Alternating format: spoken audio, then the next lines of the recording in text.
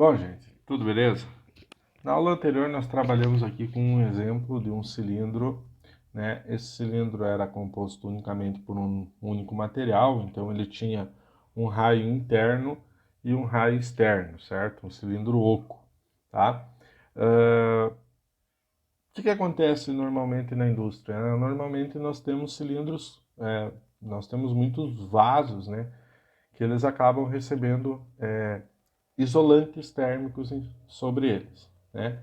Então, nós temos parte do cilindro com uma condutividade, né? E conforme eu vou para a extremidade dele, eu aumento ou diminuo a condutividade conforme o interesse no caso, né?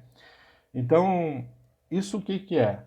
Análogo a parede compostas. Então, se antes nós tínhamos um sistema de paredes compostas por diferentes materiais, agora nós vamos ter um sistema que é um tubo com as suas paredes compostas. Muito comum dentro da indústria a gente usar um isolante térmico, né, um, um material para reduzir principalmente as perdas de calor dentro da indústria, tá? Então, fiz um esqueminha aqui para vocês entenderem um pouquinho melhor, né? Então, imaginem ali uma seção, né? Uma seção do cilindro, tá? Então, aqui seria, deixa eu pegar aqui a caneta preta. Essa aqui seria uma parte aqui do cilindro, né? Uma parte do nosso sistema aqui, né? Que eu tirei lá do, do tubo, para entender, tá? Onde o raio interno aqui é o R1, né? Depois eu tenho o fim do primeiro material lá no R2, o início do segundo material lá no R2 e lá no R3 o fim do segundo material. Então isso aí poderia ser o seguinte, né? Um tubo, né? Um tubo com uma determinada espessura aqui, né? Vou fazer ele um pouquinho mais rechonchudo aqui. Lembrem que as técnicas de desenho do professor não são as melhores possíveis, tá? E aqui por cima, um outro isolante, tá? Um outro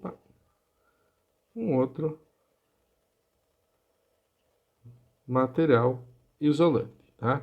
Então, nesse caso aqui, né, eu teria um R1, ele ficou grossa essa caneta aqui, eu teria um R1, um R2 e lá fora um R3, tá? Então, mais ou menos isso aqui. Muito bem. Dentro desse cilindro eu tenho uma temperatura infinita 1, pode ser um fluido quente passando por ali, e fora um fluido frio, tá? Então, convecção interna e externa, tá? Então, esse material aqui, ele tem uma condutividade, agora deixa eu aumentar de novo a minha espessura de letra, tá? Uma condutividade que eu vou chamar de Ka, muito grossa, acho que é 12. E aqui o segundo material tem uma condutividade que eu vou chamar de KB, condutividade do material B. Tá? Então são dois materiais. O que é comum aí? Um tubo de aço inox, né, recoberto com fibra de vidro, e eu ainda posso ter na borda uma película ali de latão, né, para segurar a fibra de vidro ou inox, para segurar a fibra de vidro ao redor desse tubo para reduzir perdas de calor, tá? Bom, então vamos lá, fazendo um sistema de resistências novamente, né? Nós temos lá a temperatura interna, né? E lá no saída nós temos a temperatura externa, que eu botei como T infinito 4, perdão. T infinito 4, tá? Nós temos inicialmente uma resistência à convecção, né? Nós temos posteriormente uma resistência à condução, né?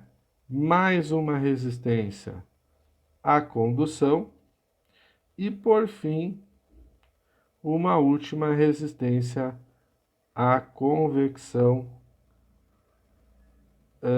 externa, tá? A convecção externa. Aqui no meio eu tenho a temperatura da superfície 1, a temperatura da superfície 2, a temperatura da superfície 3 e lá fora a temperatura infinito, que são as temperaturas da interface, né? E aqui nós temos considerando ou desconsiderando as resistências de contato. Tá? Por quê? Porque entre esses dois materiais eu ainda poderia ter uma resistência por contato, né? Mas isso aqui está sendo negligenciado nesse problema. Então nós temos duas resistências ali, né?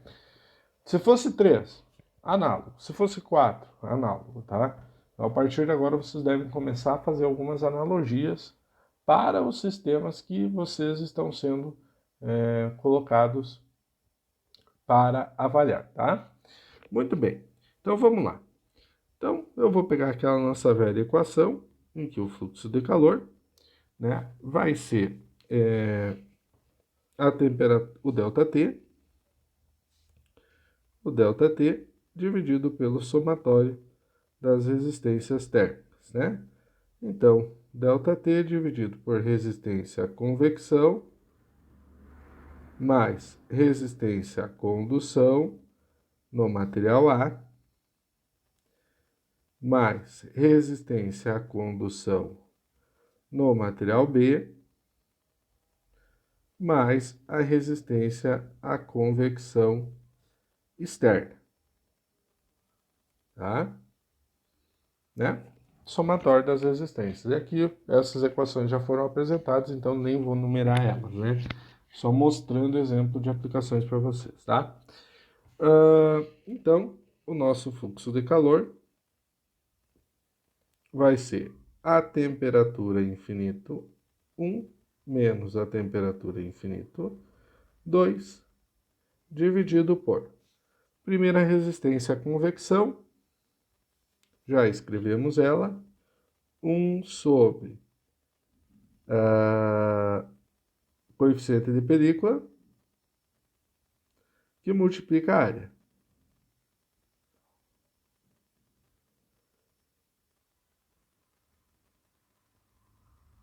Mais resistência à condução,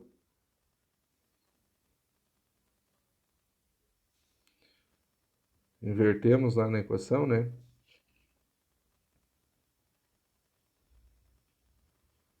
2π K vezes L, né? Do material A, mais resistência à condução no material B. E agora, em vez de R2 e R1, nós vamos usar os raios interno e externo do material B. Então, o raio externo do material B é o R3. E o raio interno do material B é o R2.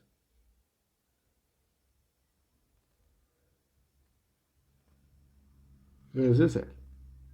Mais 1 sobre H2, 2π R3 vezes L, que é a área externa, tá?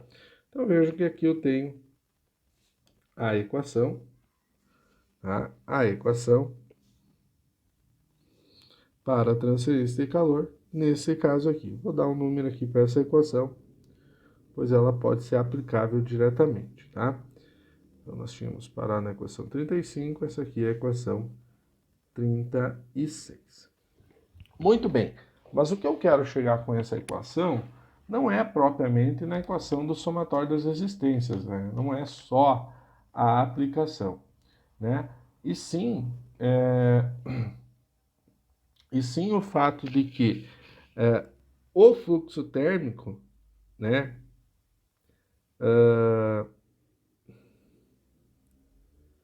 que é a relação entre o gradiente de temperatura dividido pelo somatório das resistências, né, ele é igual o coeficiente global vezes a área vezes a diferença de temperatura, certo? Essa sim é uma equação importante, a gente já viu ela, né? Mas é sempre bom relembrar. Então, se esse fluxo térmico ele é constante, né? Por ser regime estacionário, por não haver geração interna, e por ser unidimensional, esse fluxo de calor, né? Se ele é constante, então eu tenho uma igualdade, né? E eu posso escrever o seguinte, né? Eliminar aqui o ΔT nas duas equações, nos dois lados aqui da equação, né? E escrever o quê? Que o coeficiente global vezes a área é igual a 1 sobre o somatório das resistências térmicas. Muito bem, mas aí que vem a questão. Que área eu estou falando? Por quê? Porque lembrem que o que acontece? Um tubo, seja ele isolado ou não, né? Ele tem um raio interno e um raio externo. Então, a área interna é menor do que a área externa, tá? Então, eu posso escrever esse coeficiente global tanto interno quanto externo, e eles vão ter valores diferentes, né? Porque se a área externa é maior, o coeficiente global externo é menor. Se a área interna é menor, o coeficiente global interno do tubo tem que ser menor. Então, aqui nesse caso, por conveniência,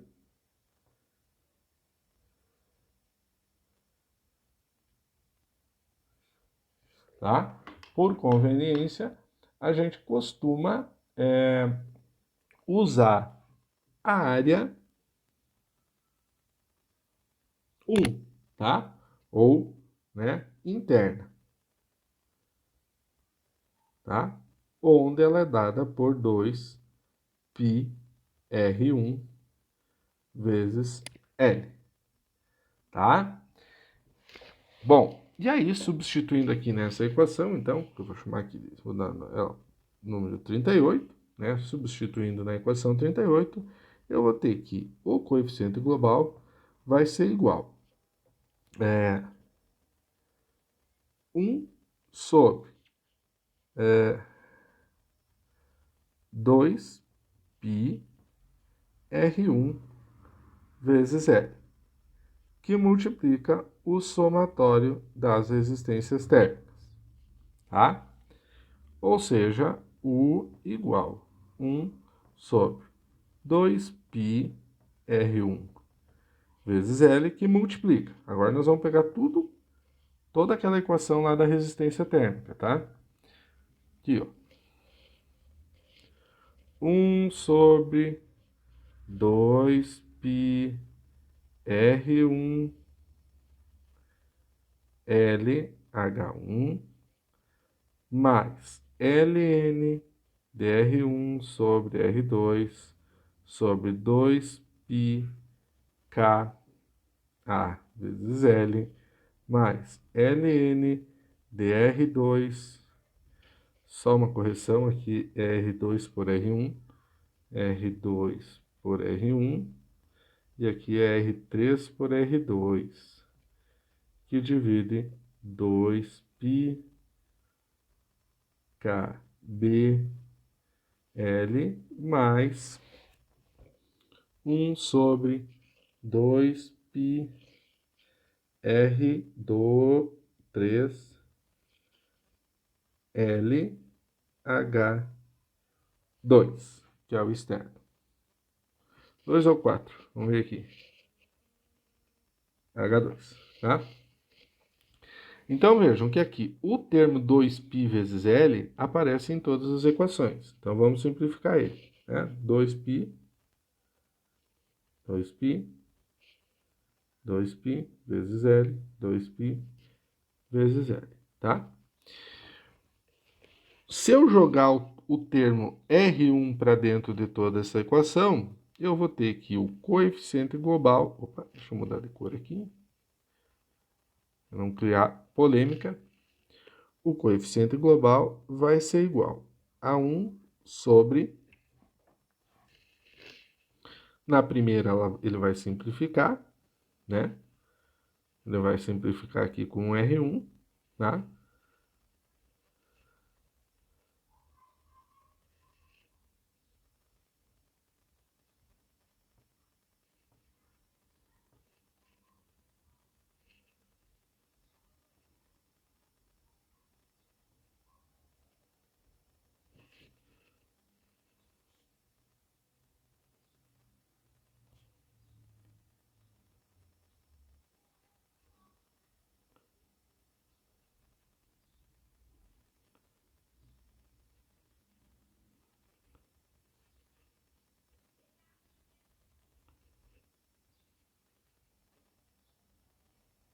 H2.